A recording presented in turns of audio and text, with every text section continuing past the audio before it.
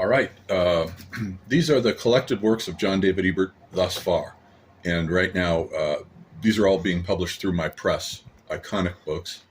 And so we're up to 7 of them right now. And I'm working on an 8th, my autobiography. A lot of these books were, in fact, all of them with these 2 accepted, were written in, well, this was written in 2016, but actually it's my first poetry collection. These Things We No Longer Are, that's illustrated with artwork by Mary Church. And she had intended to do that anyway when she was alive. She had done, I think, 2 illustrations for 2 poems, and she was working on a 3rd one when we had a crash and burn.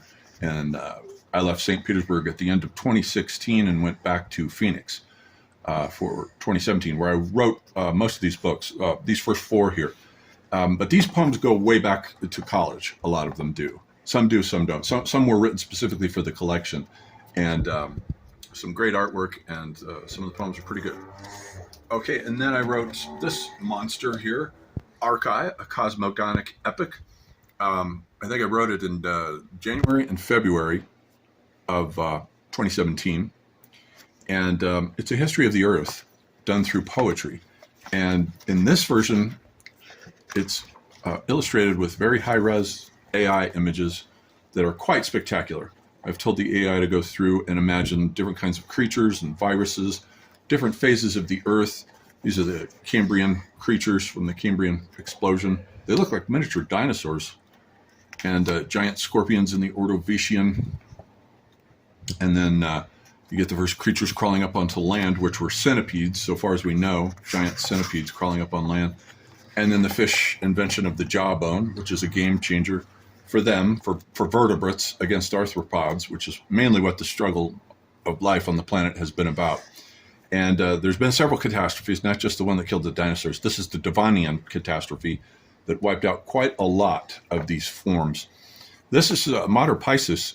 This is the first animal to give birth live without eggs. So it actually started with fish, not mammals. And we get another catastrophe with the Permo-Triassic extinction event.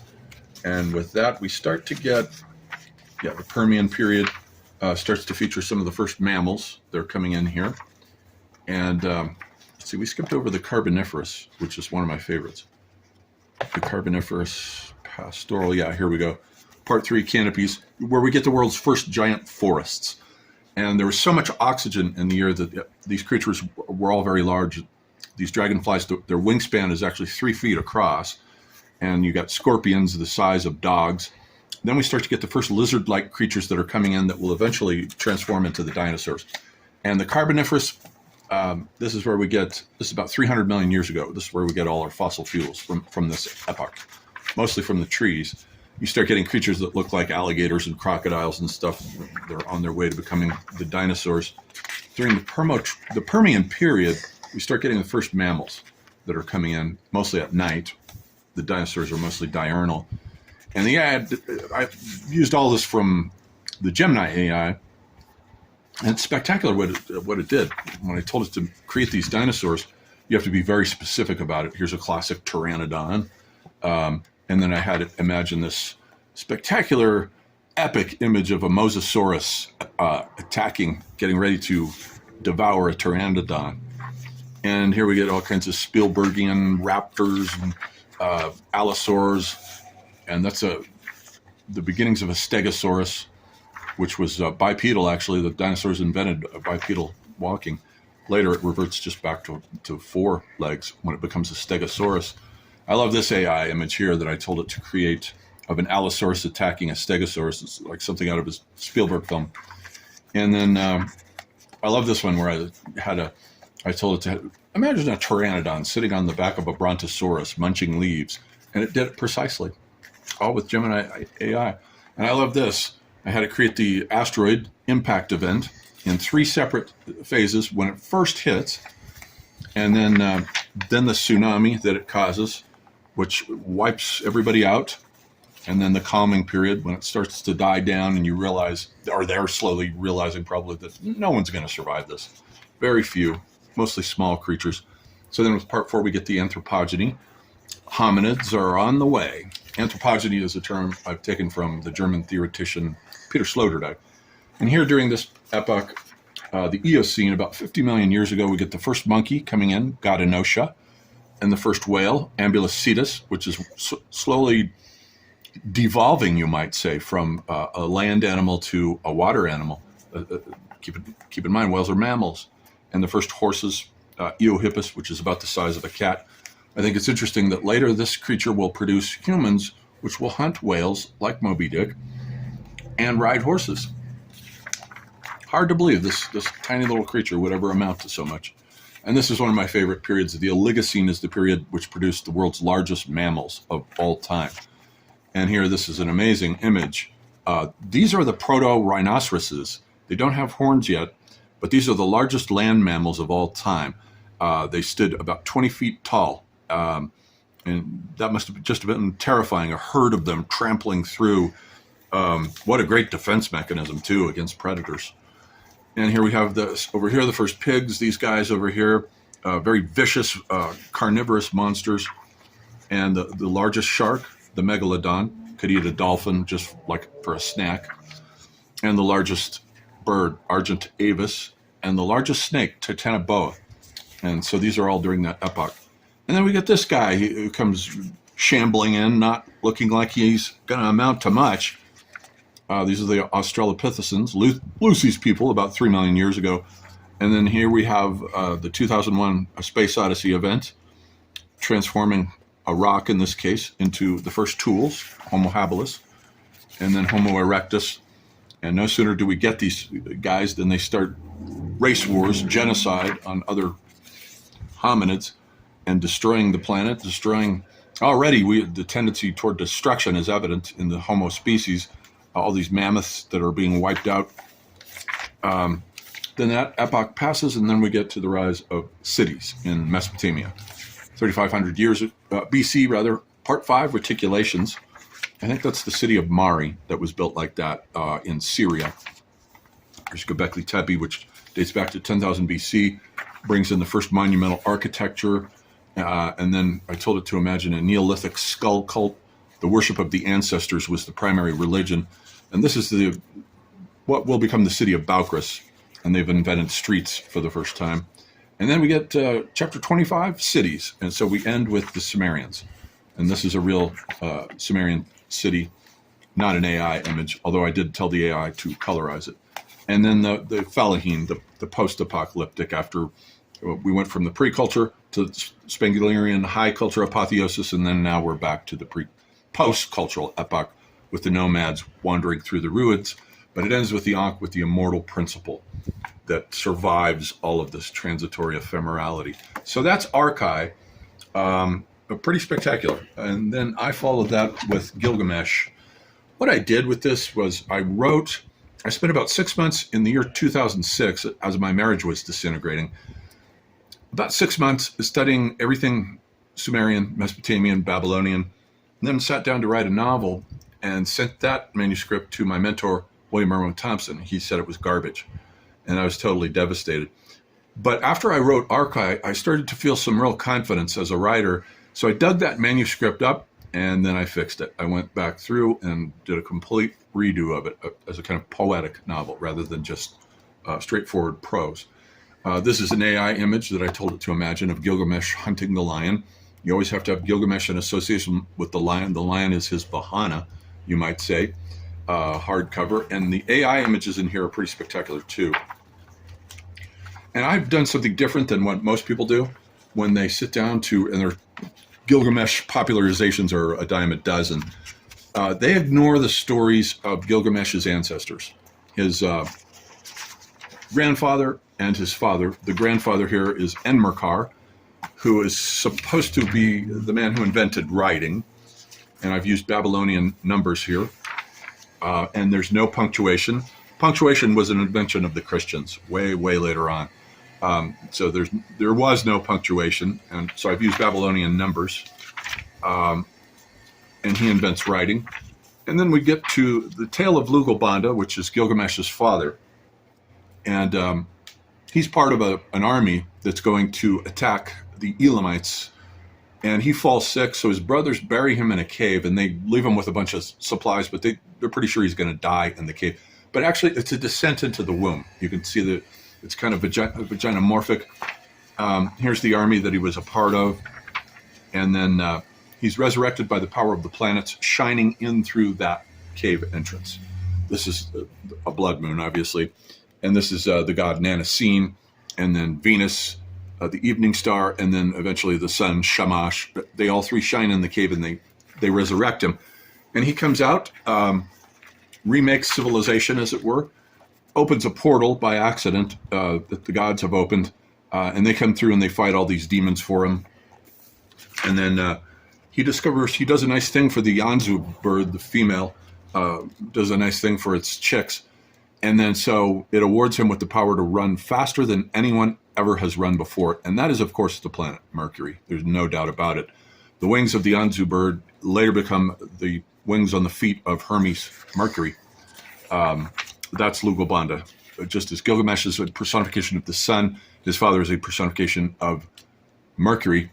And this is Inanna, who is a personification of Venus with her lion. She's the lion goddess. So then I wrote a story for this that was not in my Gilgamesh that I published in 2017, the tale of the courtship of Lugobanda and Lady Ninsamuna. And so this is the building of the ziggurat at Ur. And here I've told the AI to imagine Lugobanda as a tax collector, and he meets Lady Ninsamuna, who is a cow goddess. And they meet, fall in love, and conceive Gilgamesh. And this tells his first epic adventure as a sperm, beating all the other sperms to become Gilgamesh. And here's the story. I love this image that I told the AI to do of Lady Ninsamuna, who comes from a rustic origin and then moves from that to civilization, which Enkidu does the exact same thing. And so I told it to imagine her surrounded by all this opulence and luxury in a beautiful Sumerian room inside the city that she's would never in a million years dream that she would get access to. And so I won't spoil the story, but it's pretty cool. And so here's Gilgamesh. This is where most people begin their Gilgamesh stories proper. Here I've told the AI to build a wall. Gilgamesh is famous for building the walls of the city of Uruk. And there's a story called Gilgamesh versus Akka. It's a Sumerian story. It's not part of the Babylonian cycle, but it tells his first conquests. He's about 17 years old, and he beats the army of Akka, and that's how he becomes Gilgamesh. And then so it begins, Tablet 1, Ecce Homo, behold the city at dawn. And then here he is at dawn, walking along the walls. We first see him on top of the walls, and the story ends with him on top of the walls, much older and wizened. Here is Enkidu fighting a Black Panther, just as the nighttime animal, just as Gilgamesh will fight the daytime animal, the lion. And then here he is. This is great. I told the AI to visualize this, and it looks like a Frank Frazetta painting. It's pretty amazing that it was able to do this. Enkidu with a wolf's head. He's associated with the wolf and the moon and the underworld. And here he is with the prostitute Shamhat journeying down the Euphrates River toward the city of Uruk. He's a total rube. He's never seen a city before. He meets and fights Gilgamesh, and here they are in the blacksmith shop getting their weapons made. They've decided to go kill Humbaba, the spirit of the cedar forest in Lebanon. And I've used an actual travel memoir of a couple who, back in maybe the 40s or 50s, traveled from around the area of the mouth of the Persian Gulf all the way up to the cedars of Lebanon. So I've used their specific and very concrete details to give it a kind of vivid reality to it. And the AI just did a fabulous job. This is the city of Hit, which, by the way, is still there, although the military, the wars have made it a disaster zone. And this is sort of like an Apocalypse Now journey overland as they're going up into the mountains here to find, and there's ruins that they encounter that are even older than the city of Uruk somehow. And here they are. I think the AI did a great job imagining them. I had to be very specific for each image. I told it everything, every detail that I wanted in each image. The more detail you give it, the better image you get. And you have to tell it what style. I told it photorealistic, because these are just illustrations. And there it is. They make it all the way up to the mountains and the cedars of Lebanon. Now it's Lord of the Rings mode. Now they're going to go kill the evil spirit of the forest that guards the cosmic cedar tree, which is, of course, a symbol for the pole star. And the whole myth, as Herta von Dacian talks about in Hamlet's Mill, accounts for the precession of the equinoxes. That's what they're doing here as they're killing him. Now, it took me like 30 iterations to get the Gemini AI to get this image exactly this way, because I'm modeling it on the old image with Humbaba, the Babylonian image, with Humbaba in the center, with Enkidu on the right and Gilgamesh on the left. And so that's what I've done here. Enkidu on the right with an axe, the lunar symbol, the crescent, with Gilgamesh on the left with a sword, and they attack him, kill him. Then they cut down the cosmic cedar tree. That's an amazing AI image. That just blew me away when I told the AI to produce that image. Just blew me away. It's mind-blowing. It's almost as good as like James Cameron's Avatar when the cosmic tree in that film is torn down. And then here's Gilgamesh recovering from the journey, polishing his weapons.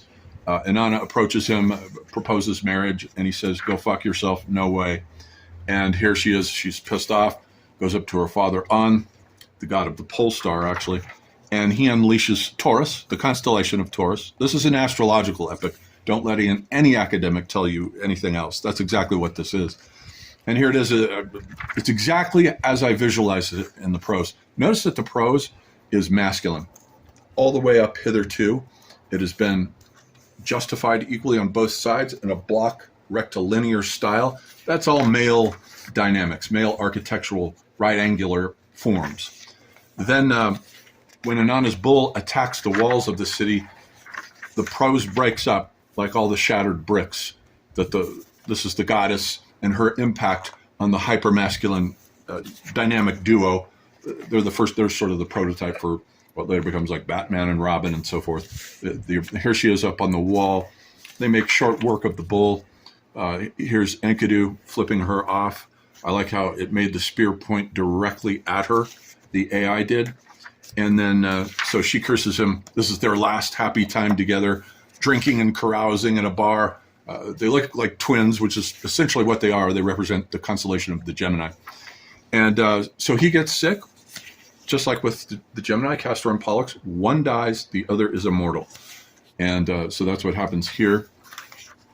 And this is his journey through the underworld, where Enkidu encounters all sorts of demons and the dead worshiping the sun on its night sea journey. These are spectacular AI illustrations. I could have spent tens of thousands of dollars to hire an illustrator to paint images of this quality that the AI can do with ease.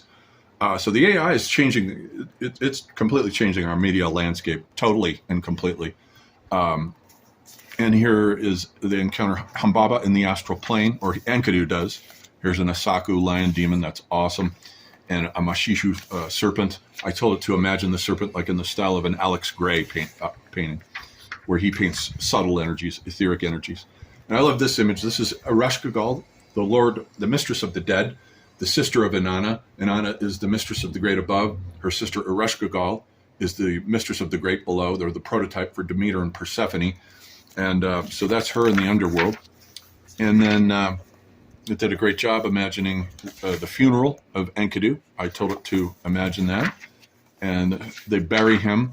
And here are all the implements that he's buried with. These are all AI images. I told the AI to imagine these kind of Sumerian-esque images. And then they bury him. And there he is. And then now he's in a post-civilizational mode.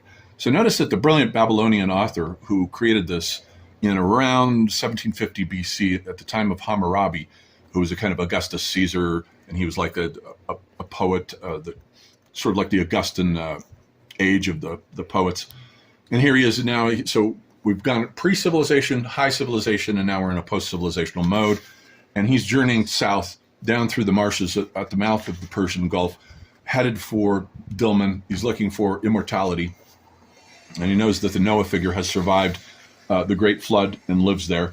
And so here he is eating in one of the huts. And this is where he spots the lion for the first time. And then, of course, he has to slay the lion because that's just who he is. Later, he becomes Hercules, who also is associated with the lion. Hera's Nemean lion. Hera is a lion goddess, just as Inanna is a lion goddess. Here he encounters the scorpion people. That's, of course, the constellation of Scorpio. And then we're ready to descend down the waters of the dead, which are actually the Persian Gulf. Bahrain is Dilmun, so we're going south now, whereas he had gone north with Enkidu. So now he goes south with a different twin, Ur-Shanabi, the boatman. He's the equivalent of Charon, who ferries the souls down to the underworld. And here I've done this interesting thing where I've taken the AI image, split it in half, and put the prose in the or the text in the middle. So it's as though we're on the boat, and it's sort of like this Apocalypse Now journey down the Persian Gulf. These are all based on real, actual details of farmers burning their crops and hawks waiting to swoop down upon the field mice and so forth that are chased out by the flames. This is just a great image. I mean, that's exactly how I would imagine these two guys to look like, Gilgamesh and his sidekick, Ur-Shanabi, who has replaced Enkidu. And here they are journeying down. This is one of the islands. Comes across a bunch of snakes. I based this account on Thor Heyerdahl's nonfiction account, where he created one of these boats, one of these Sumerian reed boats, and wanted to sail it down to Bahrain, exactly as Gilgamesh did, to prove that it could be done. And he did it. And so all these details are taken from his travel journal, just as the ones going north to the Cedar Forest were based on a travel journal. So here's Dilmun, and he goes and he's looking for the Noah character, who is Utnapishtim, who lives in a house that's in the shape of a cube. In the epic, it says the Noah's Ark boat is shaped like a cube, which is odd because why would you have a boat in the shape of a cube? And I looked up at the Babylonian winter constellations, and it's the Pegasus square, which is right near the Pisces fish. So that's what it is. I've done something else with the Ark, though. So here we are at tablet 12 with the apocalypse. This is Babylonian cosmology that, as Utnapishtim is describing it to Gilgamesh. Great image that the AI did. I imagined Utnapishtim here telling him. And notice that Gilgamesh is aging as he's going along on the journey. He's getting older. And this is probably the first one to imagine the Noah's Ark, Utnapishtim's Ark, as a wicker man. So they load up all the people and the animals inside this thing. I've taken it from a short story by Clive Barker. I think it was called The Hills, the Cities. And also from the movie The Wicker Man, of course, the 70s horror film. And so that's what inspired me to do this. This is probably my favorite image in the book.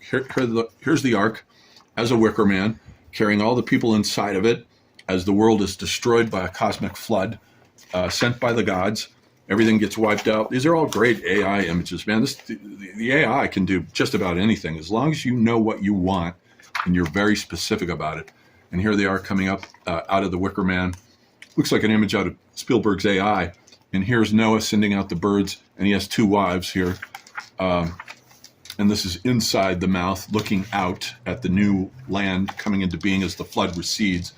And this is the birth goddess Belit Eli giving what later becomes, in the Old Testament, it becomes the rainbow covenant. This is a rainbow it's a necklace made out of lapis lazuli flies. And then this is real. These, on the island of Bahrain, it was obviously a necropolis, and it's got these hills that go on for miles, each one of which contains a dead body in it. And I have Utnapishtim. I've taken this from the story of Sinbad, where Sinbad has to carry an old man on his back who tells him what to do. And these are the trees. He describes each soul as an upside-down tree, because I was thinking of Rudolf Steiner's idea that the human being is an upside-down plant. And here I've imagined the plant of immortality as a pearl, which is what it is. It's not a plant. Geoffrey Bibby, he wrote an archaeological book about his excavations at Dilmun, and he found a little ceramic vase with the skeleton of a snake in it, and it had a pearl in its mouth. And to this day, there are pearl divers who dive off the coast of Bahrain for pearls, exactly as Gilgamesh does. And so he has to go back to the city of Uruk. Just as we started with him walking on one of the walls, here he is on the walls. He's aged. He knows he can't defeat death. Here's Inanna in the form of Venus, the evening star, and the moon god Nanisine, the crescent, watching over him. Can't get rid of that bitch, Inanna. She's always there, dogging him. But it's not over. Now, the Babylonian epic ends at this point, but everyone knows that the whole purpose of the epic was to tell how and why it was that Gilgamesh becomes the Lord of the Dead. How did a mortal man get transformed into a god? That's what the epic is about. And so there's a Sumerian tale that I simply transformed into tablet 12 because there are only 11 tablets. The 12th tablet is the wrong tablet. It doesn't belong. It tells the story of Enkidu's descent into the underworld. So here it is. There's a story that in Sumerian that describes his transformation into the Lord of the Dead. So he displaces Ereshkigal. We had seen Ereshkigal and Anna's sister there as the judge of the dead. Okay, so that's my Gilgamesh redux. Not bad. These are pretty cool.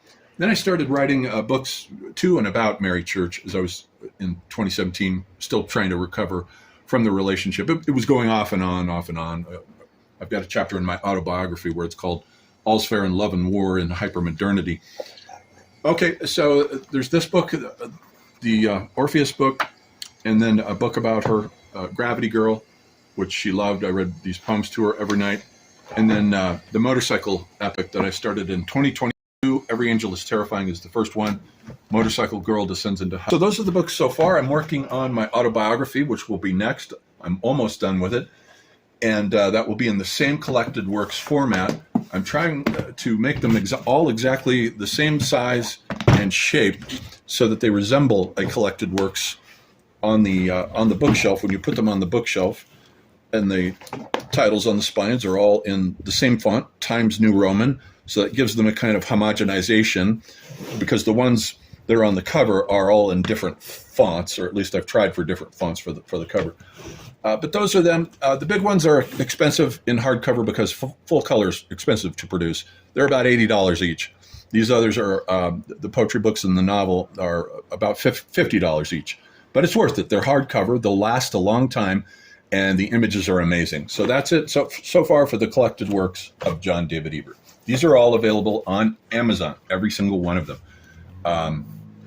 That's it. And keep in mind that I still do astrology readings. So hit me up if you're interested in those at johndavidebert@gmail.com. And we're starting our new class, What is Hypermodernity, this Saturday afternoon at 1 p.m. MST. We'll be discussing my essay that I published a ways back on Cultural Discourse, my website that I used to have on what is hypermodernity. So we'll look at that for the first class.